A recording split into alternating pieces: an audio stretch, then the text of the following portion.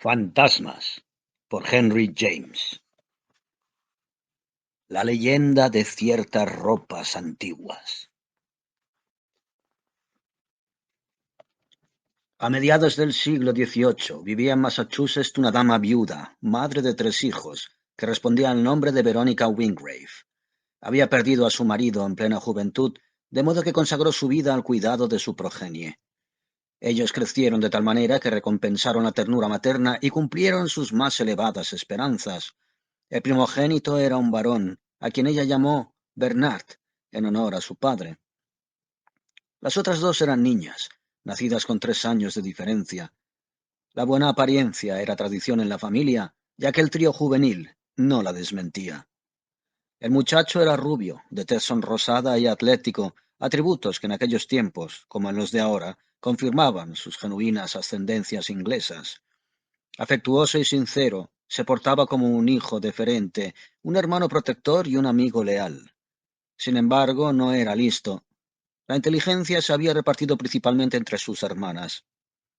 El difunto señor Wingrave había sido un apasionado lector de Shakespeare en una época en que semejante afición implicaba una mente más liberal que en nuestros días, y en una comunidad donde patrocinar la representación de una comedia, incluso en privado, exigía mucho valor. Y había querido dejar constancia de su admiración por el gran poeta, bautizando a sus hijas con los nombres de las hermosas de sus obras favoritas. A la mayor le concedió el romántico nombre de Rosalind, y a la más joven la llamó Perdita, en recuerdo de otra niña que había nacido entre las dos y que solo vivió unas semanas. Cuando Bernard Wingrave cumplió los 16 años, su madre se dispuso muy a su pesar a llevar a cabo una de las últimas voluntades de su marido, a saber, que al llegar a dicha edad su hijo debería ser enviado a Inglaterra para completar su educación en la Universidad de Oxford, donde él mismo había adquirido su afición a la buena literatura. La señora Wingrave estaba convencida de que en los dos hemisferios no había quien pudiera compararse a su Bernard, pero había sido educada en la antigua tradición de la obediencia ciega, de modo que se guardó sus sollozos, preparó los baúles de su hijo, llenos de sus sencillas prendas provincianas, y lo envió al otro lado del océano. Bernard acudió a la antigua universidad de su padre, donde pasó 5 años sin alcanzar grandes honores, la verdad sea dicha, pero divirtiéndose mucho y sin verse envuelto en ningún escándalo. Al finalizar sus estudios viajó a Francia. En su 24º aniversario embarcó de nuevo hacia América, esperando encontrar en la pequeña Nueva Inglaterra, en aquella época Nueva Inglaterra era muy pequeña, un hogar aburrido y rancio. Pero en su tierra natal, así como en las opiniones del señorito Bernard, se habían producido algunos cambios. Encontró la casa de su madre bastante habitable y a sus hermanas convertidas en dos encantadoras señoritas, con todas las virtudes y gracias que adornaban a las jóvenes de Gran Bretaña, unidas a cierta originalidad y extravagancia, que si bien eran rasgos poco comunes, las hacía aún más atractivas. Bernard aseguró a su madre, en privado, que sus hermanas podían competir con las muchachas más hermosas de Inglaterra, opinión que la pobre señora Wingrave, como es lógico, se apresuró a transmitir a sus retoños. Aquella opinión, corregida y aumentada, era compartida por el señor Arthur Lloyd, compañero de estudios de Bernard. Este caballero era hijo de muy buena familia y heredero de una respetable fortuna que en su día se proponía invertir comerciando con la floreciente colonia. Bernard y él eran íntimos amigos, habían cruzado juntos el océano, y el joven americano se había apresurado a presentarlo en casa de su madre, donde había causado una impresión tan buena como la que él mismo había recibido de la familia Wingrave y de la cual acabó de dar un indicio. Las dos hermanas se encontraban en aquella época en todo el esplendor de su lozanía juvenil, cada una de ellas, desde luego, con sus características particulares. Eran del todo distintas en su aspecto y en su carácter. Rosalind, la mayor, con sus 22 años recién cumplidos, era alta y rubia, con unos ojos grises de mirada sosegada y unas trenzas de un castaño rojizo.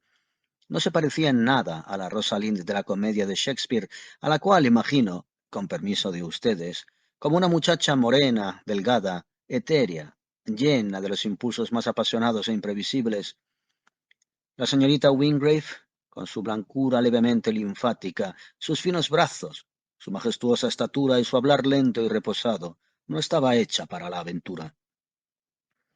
Nunca se habría puesto una chaqueta y unas calzas de hombre, dada su belleza más bien robusta, y por otras razones también, además de su dignidad.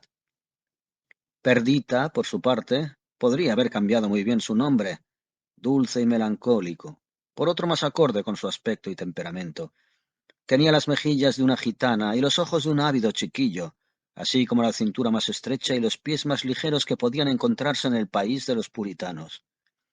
Cuando uno hablaba con ella, lejos de hacer esperar como era costumbre en su bella hermana, quien miraba con sus hermosos y fríos ojos, daba a escoger entre una docena de respuestas antes de que éste hubiera podido expresar la mitad de sus pensamientos. Las jóvenes se alegraron mucho de volver a ver a Bernard, pero buena parte de su atención se vio destinada al compañero de su hermano. Entre sus amigos y vecinos, la belle jeunesse de la colonia, había muchos jóvenes excelentes, varios devotos admiradores y dos o tres que gozaban de la reputación de ser unos seductores y conquistadores irresistibles. Pero la ruda galantería de aquellos honrados colonos quedó por completo eclipsada por el buen aspecto, los finos ropajes, la puntillosa cortesía, la perfecta elegancia y los inmensos conocimientos del señor Arthur Lloyd. En realidad, no era ningún lechuguino, sino un joven instruido, honorable y educado, rico en libras esterlinas, en salud y en complacencia, así como en su pequeño capital de afecto aún no invertido. Pero además era un caballero, y bien parecido. Había estudiado y viajado, hablaba francés, tocaba la flauta y leía versos en voz alta con muy buen gusto. En consecuencia, a la señorita Wingrave y a su hermana no les faltaban motivos para pensar que los jóvenes que hasta entonces habían conocido hacían una pobre figura al lado de tan perfecto hombre de mundo. Las anécdotas del señor Lloyd sobre los modos y maneras de las altas sociedades de las capitales europeas revelaron a nuestras jóvenes doncellas de Nueva Inglaterra mucho más de lo que él creía. Resultaba muy agradable sentarse y escucharlo a él, y a Bernard en especial, cuando hablaban de las personas fascinantes con las que se habían encontrado y de las hermosas cosas que habían visto. La familia solía reunirse junto al hogar del pequeño salón revestido de madera después de tomar el té, y los dos jóvenes recordaban sentados cada uno en un extremo de la alfombra esta y aquella aventura. Rosalind y Perdita habrían dado cualquier cosa por saber con exactitud de qué aventura se trataba y dónde había ocurrido, y quién estaba allí y cómo iban vestidas las damas, pero en aquella época a una joven bien educada no se le permitía participar en la conversación de los adultos ni hacer demasiadas preguntas, y las pobres muchachas, ansiosas, se veían obligadas a refugiarse detrás de la más lánguida o más discreta curiosidad de su madre. Arthur Lloyd no tardó en descubrir que las dos hermanas eran muy atractivas, pero le costó algún tiempo decidir si le gustaba más la mayor o la menor.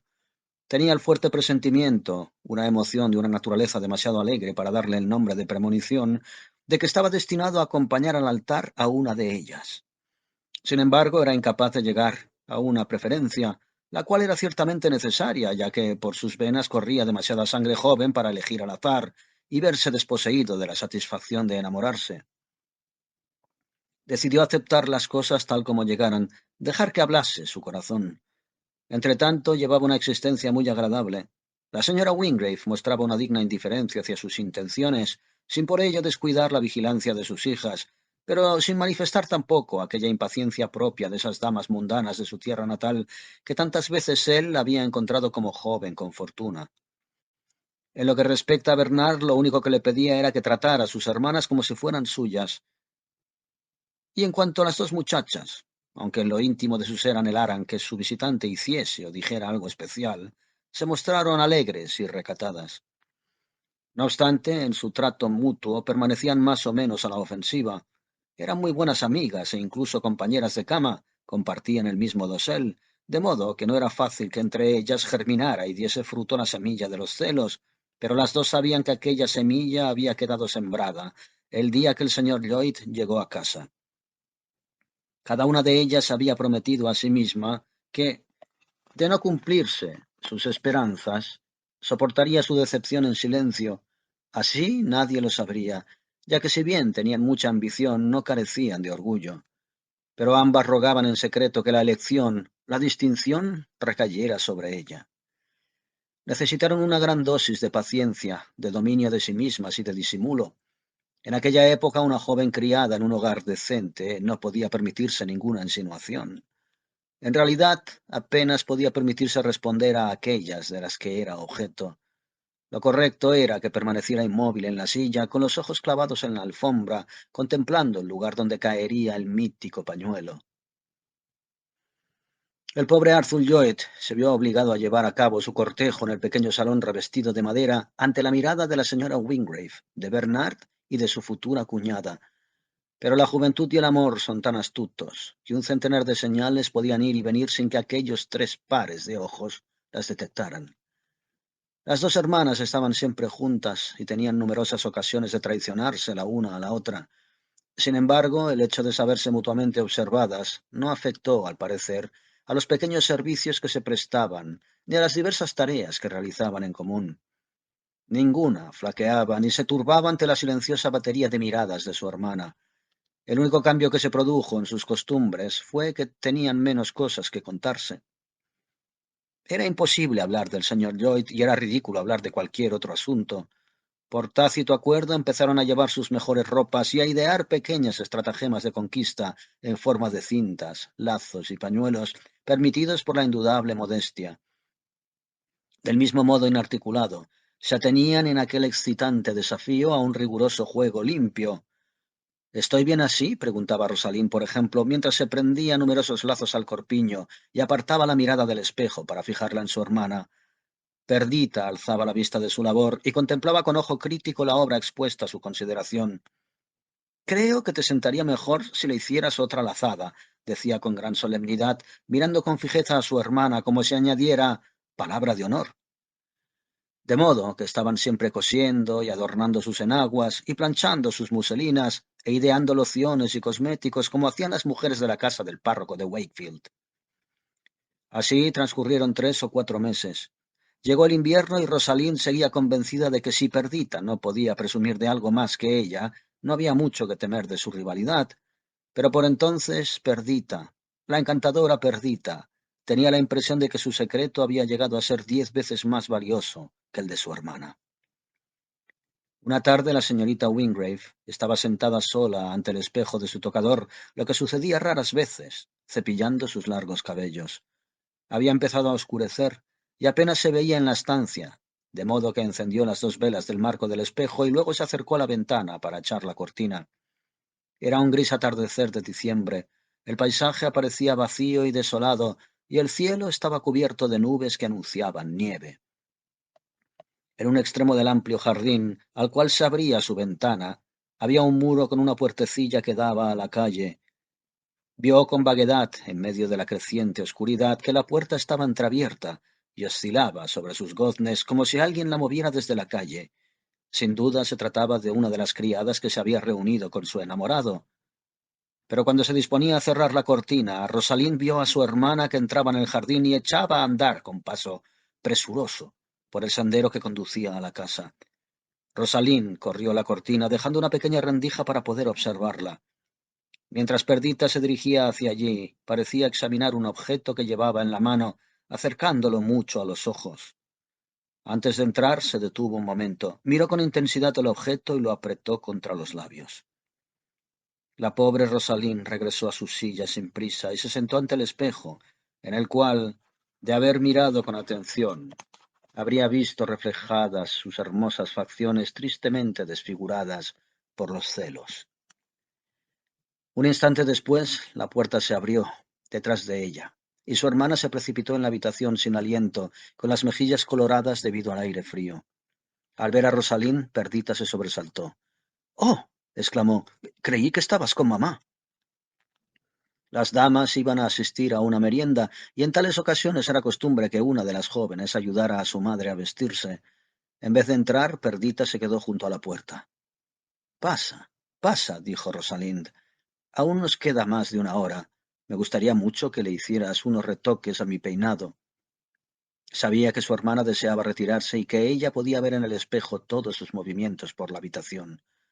«Luego iré a ayudar a mamá». Perdita avanzó de mala gana y cogió el cepillo.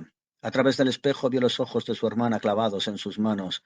Aún no le había pasado el cepillo 3 veces cuando Rosalín agarró con fuerza la mano izquierda de Perdita y se puso en pie. —¿De quién es este anillo? —gritó en un tono vehemente, arrastrando a su hermana hacia la luz. En el dedo corazón de Perdita brillaba una sortija de oro adornada con un pequeño zafiro. La joven comprendió que no había ya necesidad de seguir manteniendo las cosas en secreto y decidió mostrarse desafiante en su confesión. —Es mío —dijo orgullosa. —¿Quién te lo ha dado? —gritó Rosalín. Perdita dudó unos instantes. —El señor Lloyd. —El señor Lloyd se ha vuelto de repente muy generoso. —Oh, no —exclamó Perdita con seguridad—, de repente no. Me lo regaló hace un mes. —¿Y ha bastado que te suplicara un mes para que te decidieras a aceptarlo? —dijo Rosalín contemplando la sortija, la cual no era demasiado elegante, en realidad, aunque sí la mejor que el joyero de la provincia podía suministrar. —Yo no la habría aceptado en menos de 2. —No es el anillo —replicó Perdita—, sino lo que significa. —Significa que no eres una muchacha decente —gritó Rosalín—, y si puede saberse, ¿está enterada nuestra madre de tu intriga? ¿Lo está Bernard? Mi madre ha aprobado mi intriga, como tú la llamas. El señor Lloyd ha pedido mi mano y mamá se la ha concedido. ¿Habrías preferido que pidiera la tuya, mi querida hermana? Rosalín dirigió a Perdita una prolongada mirada llena de pesar y de apasionada envidia. Después abatió las pestañas sobre sus pálidas mejillas y se dio la vuelta. Perdita pensó que aquella escena había sido de lo más desagradable, pero que la culpa era de su hermana. Sin embargo, Rosalín pronto recobró el orgullo y se volvió de nuevo. —Acepta mis mejores deseos —e hizo una pequeña reverencia—. Espero que seas muy feliz y disfrutes de una larga vida. Perdita rió con amargura. —No hables en ese tono —gritó—. Preferiría que me maldijeras. Vamos, Rosy —añadió—. Arthur no puede casarse con las dos. Te deseo mucha felicidad —repitió Rosalín maquinalmente, sentándose de nuevo ante el espejo—, y una vida larga, y muchos hijos. Hubo algo en aquellas palabras que desagradó a Perdita. —¿Me concederás un año al menos? —dijo—. En un año puedo tener un hijo, o en todo caso una hija. Bueno, si me das el cepillo te arreglaré el pelo. —Gracias —dijo Rosalind—. Será mejor que vayas con mamá. No sería apropiado que una joven prometida atienda a otra que no lo está. —Ni lo pienses —exclamó Perdita de buen humor—. Yo ya tengo a Arthur para atenderme. Tú necesitas mis servicios más de lo que yo necesito los tuyos. Pero su hermana le indicó con un gesto que se fuera, y ella abandonó la habitación.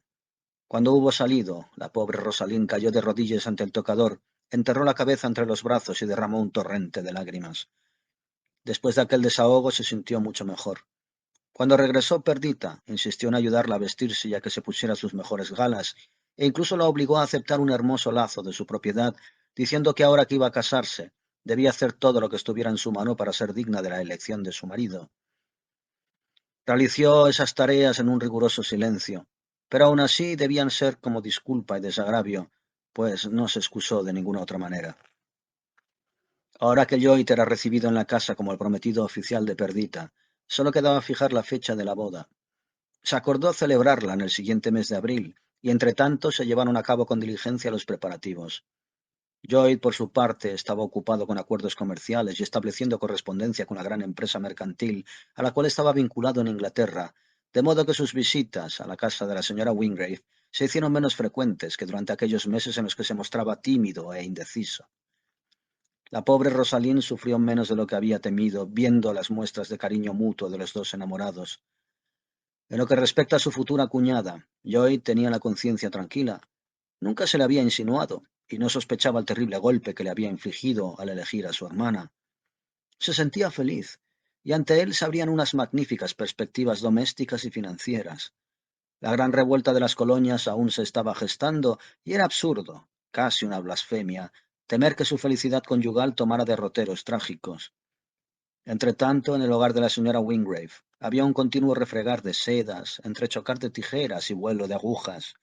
La buena dama había decidido que su hija tuviera el ajuar más completo que su dinero pudiera comprar o que la región pudiese suministrar. Fueron llamadas las mujeres más sabias del condado, para que, aunados sus gustos, crearan las mejores vestimentas para Perdita. La situación de Rosalind en aquellos momentos no era para ser envidiada. La pobre muchacha sentía una pasión desmedida por los vestidos y poseía un gusto excelente, como su hermana sabía muy bien. Además era alta, exuberante y de porte majestuoso, y parecía hecha para llevar rígidos brocados y cantidad de gruesos encajes, como corresponde a la esposa de un hombre rico. Pero Rosalín permanecía sentada en un rincón, con sus hermosos brazos cruzados y la mirada ausente, mientras su madre, su hermana y las venerables damas antes mencionadas se afanaban sobre sus telas abrumadas por la multitud de los materiales. Un día llegó una hermosa pieza de seda blanca con brocados de azul y plata, enviada por el propio novio, pues en aquella época no se consideraba impropio que el futuro marido contribuyera al trousseau de la novia. A Perdita no se le ocurrió ninguna forma que honrara lo suficiente el esplendor de la tela. El azul es tu color, hermana, más que el mío, dijo con ojos implorantes. Es una lástima que la tela no sea para ti. Tú sabrías qué hacer con ella. Rosalín se acercó para contemplar la reluciente tela, extendida sobre el respaldo de una silla. Luego la cogió y la acarició, con amor, como pudo observar Perdita, y se volvió hacia el espejo. Dejó que uno de los extremos de la pieza cayera hasta sus pies, en tanto que el otro colgaba de su hombro, y se ciñó la tela alrededor del talle con su blanco brazo desnudo hasta el codo. Levantó la cabeza y contempló su imagen, y una trenza de color cobrizo cayó sobre la brillante superficie de la seda. El efecto fue deslumbrante. Las mujeres que la rodeaban profirieron un pequeño «oh» de admiración. Sí, dijo Rosalín en voz baja, el azul es mi color. Pero Perdita se dio cuenta de que su imaginación se había desbocado y que ahora resolvería todas sus dudas acerca de qué hacer con la tela, y en efecto la resolvió a las mil maravillas, tal como ella, conociendo el insaciable amor de su hermana por la costura, podía confirmar sin titubear.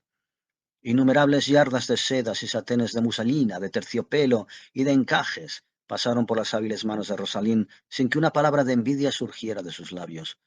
Gracias a su actividad, cuando llegó el día de la boda, Perdita poseía la más linda colección de vestidos con que cualquier temblorosa novia hubiese solicitado la bendición sacramental de un eclesiástico de Nueva Inglaterra. Habían convenido que la joven pareja iría de luna de miel al extranjero, pero que antes pasarían unos días en la casa de campo de un caballero inglés, hombre de rango y muy amigo de Arthur Lloyd. El caballero en cuestión, aún soltero, declaró que se sentiría encantado de ceder su villa a la influencia de Himeneo. Después de la ceremonia religiosa celebrada por un clérigo inglés, la joven señora Lloyd se dirigió con rapidez a casa de su madre para cambiar sus galas nupciales por un vestido de viaje. Rosalín la ayudó a cambiarse en la pequeña habitación que las dos hermanas habían compartido durante tantos años. Luego, Perdita fue a despedirse de su madre, esperando que su hermana la acompañara. El carruaje esperaba en la puerta y Arthur estaba impaciente por ponerse en camino. Pero al ver que Rosalín no la había seguido, Perdita se dirigió de nuevo a su habitación y abrió la puerta con brusquedad.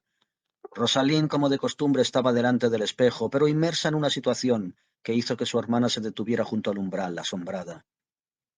Se había puesto el velo nupcial y la guirnalda de Perdita, y de su cuello colgaba el pesado collar de perlas que la joven había recibido de su esposo como regalo de bodas.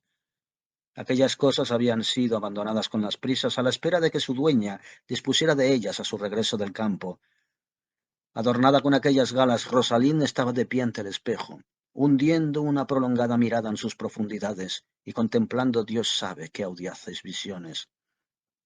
Perdita quedó horrorizada.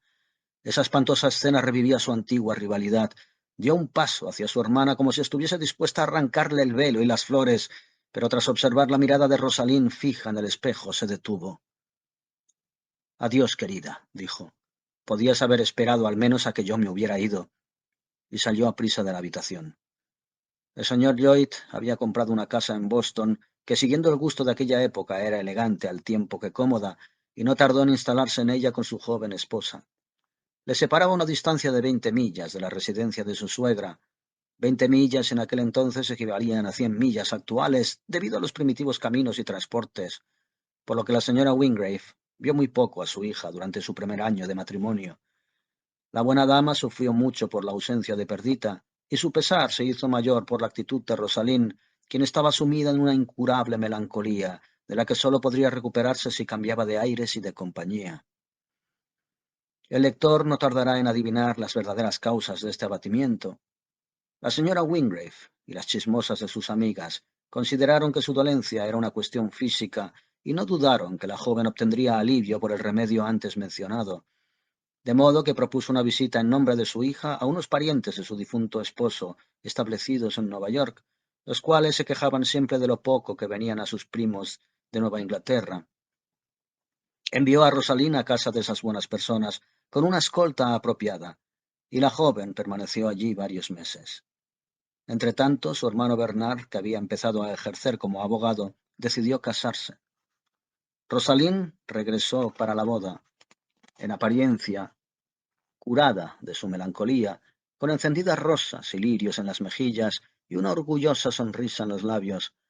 Arthur Lloyd llegó de Boston para asistir también al enlace de su cuñado, pero sin su esposa, que en breve iba a darle un heredero. Había transcurrido casi un año desde la última vez que Rosalind lo había visto. Se alegró, aunque no sabía muy bien por qué, de que Perdita se hubiese quedado en casa. Arthur parecía feliz, pero su aspecto era más serio y adusto que antes de su matrimonio. Rosalind lo encontró interesante, y aunque este vocablo en su sentido moderno no había sido inventado aún, podemos estar seguros de que la idea era esa. Lo cierto es que Arthur estaba preocupado por su esposa y por el duro trance al que debía enfrentarse. Sin embargo, no por ello dejó de observar lo hermosa y resplandeciente que estaba Rosalind y cómo eclipsaba a la pobre novia. La asignación de la que antaño disfrutaba Perdita para comprarse ropa había pasado a su hermana, quien le sacaba el máximo provecho. La mañana siguiente de la boda, Lloyd ordenó colocar una silla de montar femenina en el caballo del criado que había venido con él de Boston y salió con Rosalind a dar un paseo. Era una fría y clara mañana de enero. El suelo estaba duro y limpio de maleza, los caballos en buenas condiciones. Por no hablar de Rosalind, que se veía encantadora con su chaqueta de montar azul, ribeteada de pie, y su sombrero emplumado. Cabalgaron toda la mañana. Se perdieron y se vieron obligados a detenerse a almorzar en un caserío. Oscurecía ya, cuando llegaron a casa. La señora Wingrave los recibió con cara larga. A mediodía había llegado un mensajero enviado por la señora Lloyd, la cual se había sentido enferma de repente y deseaba el inmediato regreso de su marido. El joven, al pensar que había perdido varias horas y que de haber cabalgado sin descanso podría encontrarse ya junto a su esposa, profirió un apasionado juramento. No quiso detenerse a cenar, montó en el caballo del mensajero y partió al galope. Llegó a su hogar a medianoche. Su esposa había dado a luz a una niña. «Ah, ¿por qué no has venido antes?», inquirió Perdita al llegar él junto a la cabecera de su lecho. «Había salido de casa cuando llegó el mensajero. Estaba con Rosalind», dijo Lloyd con inocencia. La señora Lloyd dejó escapar un pequeño gemido y volvió la cabeza. Pero el alumbramiento se había desarrollado con normalidad y durante una semana su estado mejoraba cada día. Sin embargo, y debido a alguna imprudencia en la dieta o por haberse expuesto sin necesidad a algún riesgo, se presentaron complicaciones y Perdita empeoró con rapidez. Lloyd estaba desesperado. Muy pronto resultó evidente que su esposa iba a morir. La señora Lloyd se dio cuenta de que su fin se acercaba y se declaró que se había reconciliado con la muerte. 3 días después, al atardecer, la señora Lloyd le dijo a su marido que estaba convencida de que no pasaría de aquella noche. Despidió a los criados y le rogó a su madre que saliera de la habitación. La señora Wingrave había llegado el día anterior. Había pedido que pusiesen a su hijita en su cama y se tumbó de costado con el bebé contra su seno y las manos asidas a las de su marido. La lamparilla de noche estaba oculta detrás de las pesadas cortinas del lecho, pero la habitación quedaba iluminada por el rojizo resplandor del inmenso fuego de leña del hogar. «Resulta extraño que un fuego como ese ya no caliente mi corazón», murmuró la joven tratando de sonreír. «Si tuviera un poco de él en mis venas, pero se lo he dado todo a esta pequeña chispa de vida». Y posó los ojos en su hija. Luego dirigió una larga y penetrante mirada a su marido. En su corazón anidaba una vaga sospecha. No se había recobrado de la impresión que le había producido enterarse de que en el momento de su agonía Arthur había estado con Rosalind. Confiaba en su marido, casi tanto como lo amaba, pero ahora que iba a abandonar este mundo, pensar en su hermana le inspiraba un frío horror. Sabía que Rosalind no había dejado de envidiar su suerte, y un año de feliz seguridad no había borrado la imagen de la joven ataviada con su velo de novia y sonriendo con simulado triunfo. Ahora que Arthur iba a quedarse solo, ¿qué no intentaría Rosalind? Era hermosa, era encantadora. ¿Qué artes no dudaría en utilizar para impresionar el entristecido corazón del joven? La señora Lloyd miró a su marido en silencio. Resultaba difícil, después de todo, dudar de su fidelidad. Los hermosos ojos de Arthur estaban llenos de lágrimas, su rostro convulso por los sollozos. La presión de sus manos era cálida y apasionada. Cuán noble parecía, cuán tierno, fiel y devoto. No, pensó Perdita, no está hecho para una mujer como Rosaline. Nunca me olvidará. Y Rosaline no se interesa de verdad por él. Lo único que le interesan son las vanidades, las galas y las joyas. Y posó los ojos en sus blancas manos, que la generosidad de su marido había cubierto de anillos, y en los fruncidos de encaje que adornaban el reborde de su camisón. Rosalind ansía más los anillos y los encajes que a mi marido. En aquel momento, al pensar en la rapacidad de su hermana, pareció proyectarse una oscura sombra entre ella y la indefensa figura de su hijita. Arthur, dijo, tienes que quitarme todos los anillos. No quiero que me entierren con ellos. Algún día mi hija los llevará. Mis anillos, mis encajes y mis sedas. Hoy he pedido que los sacaran y me los mostrasen. Es un magnífico vestuario, no hay otro parecido en toda la provincia. Ahora que ya no será mío, puedo decirlo sin vanidad. Será una hermosa herencia para mi hija cuando se convierta en una jovencita. Hay piezas en ese ajuar que un hombre nunca compra dos veces, y si se pierden no hay modo de volver a encontrarlas, así que cuida de ellas.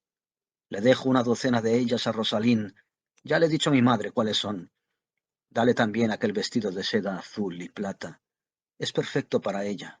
Yo solo lo he llevado una vez y no me sentaba bien. Pero todo lo demás debe ser guardado como oro en paño para este pequeño ser inocente. Es una suerte que tenga el mismo color de tez que yo. Podrá llevar mis vestidos. Tiene los ojos de su madre. Ya sabes que las modas vuelven a ser las mismas cada 20 años, de modo que podrá llevar mis prendas sin necesidad de retocarlas. Entretanto, reposarán envueltas en alcanfor y pétalos de rosa, y conservarán sus colores en la aromática oscuridad. Tendrá el cabello negro, así que deberá llevar mi vestido de satén de color rosa clavel. ¿Me lo prometes, Arthur?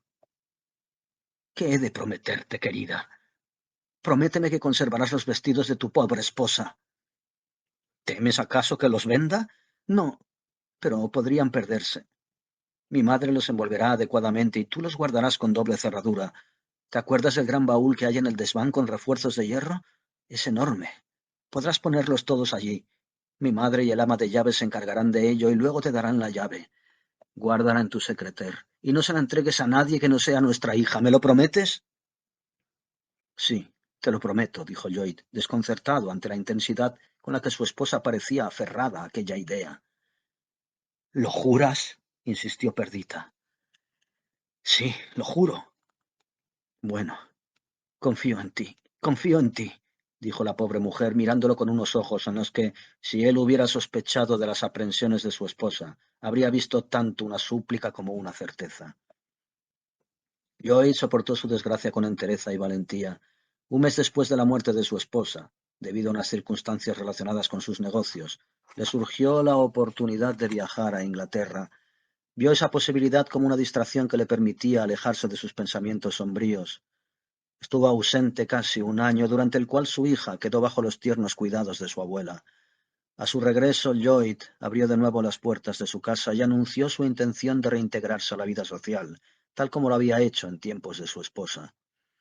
Todo el mundo predijo que no tardaría en casarse de nuevo, y hubo por lo menos una docena de muchachas de quienes se puede decir que no fue por su culpa, si durante los 6 meses siguientes a su vuelta esa predicción no se cumplió. Su hija continuaba en casa de la señora Wingrave, ya que ésta aseguró a su yerno por carta que un cambio de residencia a tan tierna edad suponía un riesgo para la salud de la niña. Sin embargo, transcurrido ese tiempo, Arthur declaró que su corazón ansiaba la presencia de su hija y que ésta debía ser llevada a la ciudad. Envió a su ama de llaves en un carruaje a recoger a la pequeña, pero la idea de dejar a la niña en manos de una desconocida no era del agrado de la señora Wingrave, y Rosalind se ofreció a acompañarla. Regresaría al día siguiente. De modo que se marchó a Boston con su sobrina y el señor Lloyd se la encontró ante el umbral de su casa, abrumado por la amabilidad de la joven y por tener de vuelta a su hija. En vez de regresar al día siguiente, Rosalind se quedó una semana en Boston. y cuando por fin volvió a su casa lo hizo para recoger sus cosas y regresar de nuevo a la ciudad. Ni Arthur ni la niña querían oír hablar de su marcha. La pequeña gritaba y a punto estaba de ahogarse si Rosalind se alejaba de ella, y al ver la angustia de su hija, Arthur perdía el juicio y juraba también que ella iba a morirse, de modo que era necesario que la tía se quedara hasta que su sobrina se hubiese acostumbrado a los nuevos rostros. La pequeña tardó 2 meses. Ese fue el tiempo que había transcurrido cuando Rosalind se despidió de su cuñado. La señora Wingrave no aprobaba la prolongada ausencia de su hija. Había declarado que no era apropiada y que estaba siendo la comidilla de toda la región. Había transigido solo porque sin la presencia de Rosalind, su hogar gozó de un inesperado período de paz. Bernard Wingrave continuaba viviendo en casa de su madre con su esposa, y entre ésta y su cuñada existía una gran hostilidad. Tal vez Rosalind no fuese un ángel, pero en la convivencia cotidiana era de naturaleza afable, y si discutía con la señora Bernard no era sin mediar provocación. Los altercados entre las dos mujeres eran continuos, con gran desesperación de la señora Wingrave y de su hijo. En consecuencia, vivir en casa de Arthur había sido maravilloso, aunque solo fuese por alejarse del objeto de su antipatía en el hogar materno. Era el doble de maravilloso, 10 veces más, por cuanto la mantenía cerca del objeto de su antigua pasión. Las fuertes sospechas de la señora Lloyd al respecto de lo que sentía su hermana por su marido se hallaban muy cerca de la verdad. Los sentimientos de Rosalind habían sido una pasión desde el primer momento, y continuaban siéndolo, una pasión desbordante, aunque atemperada por la delicada situación que atravesaba él, y cuyos efluvios no tardó en notar el señor Lloyd. Este, como ya he sugerido, no era un Petrarca moderno. La fidelidad a un recuerdo no estaba en su naturaleza. No habían transcurrido demasiados días desde que Rosalind estaba en la casa cuando se convenció de que su cuñada era, en el lenguaje de aquella época, una mujer diabólicamente atractiva. No es preciso preguntarse si Rosalind practicaba de verdad aquellas artes insidiosas que su hermana se había sentido tentada a atribuirle. Baste decir que siempre hallaba el modo de aparecer en su aspecto más favorecedor. Todas las mañanas solía sentarse junto a la gran chimenea del comedor con una labor de punto, mientras su sobrina, a sus pies, retozaba sobre la alfombra o sobre la cola de su vestido, jugando con los ovillos de lana. Lloyd no era tan tonto para permanecer insensible ante las tiernas sugerencias de aquel cuadro encantador. Quería con pasión a su hija, y nunca se cansaba de cogerla en brazos y de lanzarla al aire para volver a recogerla con gran deleite de la pequeña. Sin embargo, a veces se permitía mayores libertades de las que la niña estaba dispuesta a tolerar, y entonces ella vociferaba con fuerza su desagrado. En tales ocasiones Rosalind dejaba a un lado su labor de punto y extendía sus bellas manos con la grave sonrisa de la joven, cuya imaginación virginal le hubiera revelado todas las artes balsámicas de una madre. Joy le entregaba a la niña, sus ojos se encontraban, sus manos se rozaban, y Rosalind apagaba los sollozos infantiles sobre los níveos pliegues del pañuelo que cruzaba su pechera. Su dignidad era perfecta, y no podía haber nada más discreto que su modo de aceptar la hospitalidad de su cuñado. Podría haberse dicho quizá que en su reserva había algo de aspereza. Joy tenía la molesta sensación de que Rosalind estaba en la casa, y sin embargo resultaba inabordable. Media hora después de la cena, en el inicio de las largas veladas de invierno, la joven encendía su vela, se despedía de Arthur con una respetuosa reverencia y subía a acostarse. Si aquello eran artificios, Rosalind era una gran artista, pero su efecto era tan mesurado, tan gradual, que estaba calculado para afectar a la imaginación del joven viudo con un crescendo, tan finamente matizado, que como ya ha visto el lector, transcurrieron varias semanas antes de que ella se convenciera de que sus ganancias cubrirían con seguridad su inversión. Una vez convencida de ello, regresó a casa de su madre. Allí esperó durante 3 días. Al cuarto, el señor Lloyd hizo su aparición, un respetuoso pero apremiante pretendiente. Rosalind lo escuchó hasta el final con gran humildad y lo aceptó con infinita modestia. Resulta difícil imaginar que la señora Lloyd hubiera perdonado a su marido aquella infidelidad, a su recuerdo, pero si algo podía haber atenuado su sensación de resentimiento, habría sido la ceremoniosa continencia de aquella entrevista. Rosalind le impuso a su enamorado un breve período de noviazgo. La boda se celebró en la más estricta intimidad, casi en secreto, tal vez con la esperanza de que la difunta señora Lloyd no llegara a enterarse, como alguien sugirió con malicia. En un principio era un matrimonio feliz, en el que cada una de las partes obtuvo lo que deseaba. Lloyd, una mujer diabólicamente atractiva, y Rosalind, bueno, sus deseos, como habrá observado el lector, seguían siendo en parte un misterio. De hecho, su felicidad se vio enturbiada por dos sombras, aunque tal vez el tiempo podría desvanecerlas. Durante los 3 primeros años de su matrimonio, la señora Lloyd no consiguió ser madre, y su marido, por su parte, sufrió graves pérdidas económicas. Esta última circunstancia motivó una drástica reducción en los gastos, y Rosalind no pudo llevar el mismo tren de vida que su hermana. Se las ingenió, sin embargo, para sobrellevar aquella situación sin que afectase a su papel de dama que viste con elegancia. Desde hacía mucho tiempo, Rosalind tenía la certeza de que el abundante vestuario de Perdita había sido confiscado en beneficio de su hija y que languidecía en la triste oscuridad del polvoriento desván. Resultaba indignante pensar que aquellas exquisitas telas no verían la luz del sol hasta que las reclamase una niña que se sentaba en una trona y tomaba papillas con una cuchara de madera. Sin embargo, tuvo el buen sentido de no hablar del asunto hasta que transcurrieron varios meses. Entonces abordó con timidez a su marido. ¿Acaso no era una lástima que aquellos hermosos vestidos se echaran a perder? Porque se estropearían, sin duda, devorados por las polillas, descoloridos por el tiempo, sin hablar de los cambios que experimentaba la moda. Pero Lloyd le dio una negativa tan brusca y tan perentoria que Rosalind comprendió que de momento no debía insistir. Pasaron otros 6 meses, que trajeron consigo nuevas necesidades y nuevos deseos. Ella continuaba obsesionada por las reliquias de su hermana. Un día subió al desván y contempló el baúl en el que estaba encerrada. Sus 3 grandes candados y sus refuerzos de hierro constituían un hosco desafío que no hizo más que acrecentar su deseo. Había algo exasperante en su incorruptible inmovilidad. Era como un viejo sirviente severo y canoso que se obstinara en no revelar un secreto de familia, y además sus vastas dimensiones sugerían un abundante contenido, y cuando Rosalind golpeó uno de los costados con la punta de la zapatilla se oyó un sonido de abarrotada densidad. La joven se ruborizó por sus incontenibles deseos.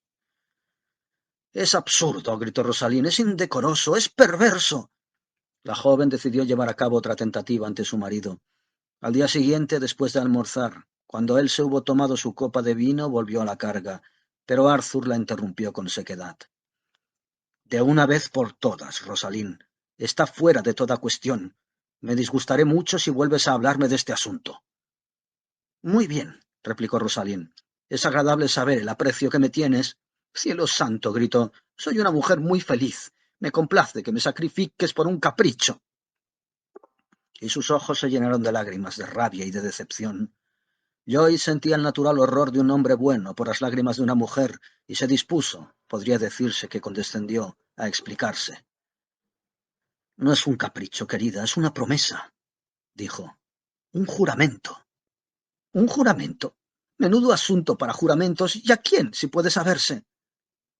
«A Perdita», dijo el joven alzando la mirada un instante, pero la retiró de inmediato. «Perdita. ¡Ah, Perdita!» Y Rosalind rompió a llorar. Su pecho se agitaba con violentos sollozos, unos sollozos que eran la secuela a largo tiempo diferida del intenso ataque que había sufrido la noche que descubrió los esponsales de su hermana. Había albergado la esperanza en sus mejores momentos de que sus celos habían desaparecido, pero en esa ocasión su temperamento pasional la había traicionado. «Y si puede saberse, ¿qué derecho tenía Perdita a disponer de mi futuro?», gritó. «¿Qué derecho tenía a obligarle a ser mezquino y cruel conmigo? ¿Qué digno lugar ocupo y qué espléndido papel represento? Tengo que resignarme con lo que Perdita tuvo a bien dejar. Y dime, ¿acaso dejo algo? Nunca lo supe hasta ahora. Nada, nada, nada». Desde el punto de vista de la lógica era un razonamiento absurdo, pero como escena resultó efectiva. Lloyd rodeó con el brazo la cintura de su esposa y trató de besarla, pero Rosalind lo rechazó con un olímpico desdén. Pobre Arthur. Había deseado a una mujer diabólicamente atractiva y la había conseguido. El desdén de Rosalind resultaba insoportable. Salió de la habitación mientras le zumbaban los oídos, indeciso, confuso. Ante él se encontraba su secreter y dentro la sagrada llave con la que su propia mano había echado el triple cerrojo. Se acercó y lo abrió, y sacó la llave de un cajón oculto envuelta en un paquetito que había sellado con su noble blasón heráldico. «Je garde», rezaba el lema. «Yo guardo». pero le avergonzaba volver a ponerla en su sitio.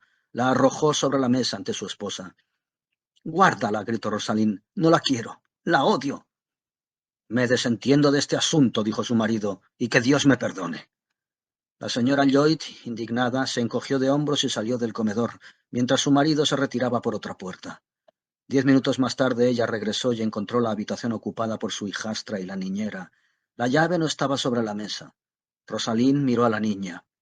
Su sobrina estaba apoyada en una silla, con el paquete en las manos. La señora Lloyd se apresuró a tomar posesión de él. A la hora de cenar, Arthur Lloyd regresó de su oficina. Era el mes de junio y la cena se servía antes de que oscureciera. La comida estaba en la mesa, pero la señora Lloyd no se hallaba presente. Arthur envió a un criado en su busca, pero el sirviente volvió diciendo que la habitación de la señora estaba vacía y que las mujeres le habían informado de que no la habían visto en toda la tarde. Lo cierto era que habían advertido su rostro lloroso y, suponiendo que se había encerrado en su habitación, no quisieron molestarla. Arthur la buscó sin éxito por toda la casa, llamándola por su nombre, pero no obtuvo respuesta. Al final se le ocurrió que tal vez había subido al desván. La idea le produjo una extraña sensación de malestar y ordenó a los criados que se quedaran en la planta baja. No deseaba que hubiera ningún testigo mientras la buscaba.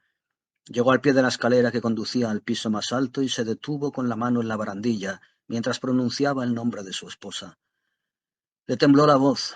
La llamó de nuevo en un tono más alto y firme. El único sonido que rompió el rotundo silencio fue el débil eco de su propia voz que se repetía bajo el gran alero. Pese a todo, se sintió irresistiblemente impulsado a subir la escalera. Esta desembocada en una amplia sala, llena de armarios de madera, en cuyo extremo había una ventana orientada a poniente y a través de la cual se filtraban los últimos rayos del sol. Frente a la ventana se encontraba el enorme baúl, y ante el baúl, arrodillada, el joven vio con asombro y horror la figura de su esposa. Al instante salvó la distancia que los separaba, sin habla. La tapa del baúl estaba abierta, mostrando entre servilletas perfumadas su tesoro de telas y joyas. Rosaline había caído hacia atrás mientras permanecía arrodillada y había quedado con una mano apoyada en el suelo y la otra apretada contra su corazón. Sus miembros tenían la rigidez de la muerte y en su rostro, bajo la agonizante luz del sol, se reflejaba el terror a algo más que la muerte. Sus labios aparecían entreabiertos, en forma de súplica, de consternación y de agonía, y en su blanca frente y exangües mejillas destacaban 10 espantosas y candentes huellas de 2 vengativas manos fantasmales.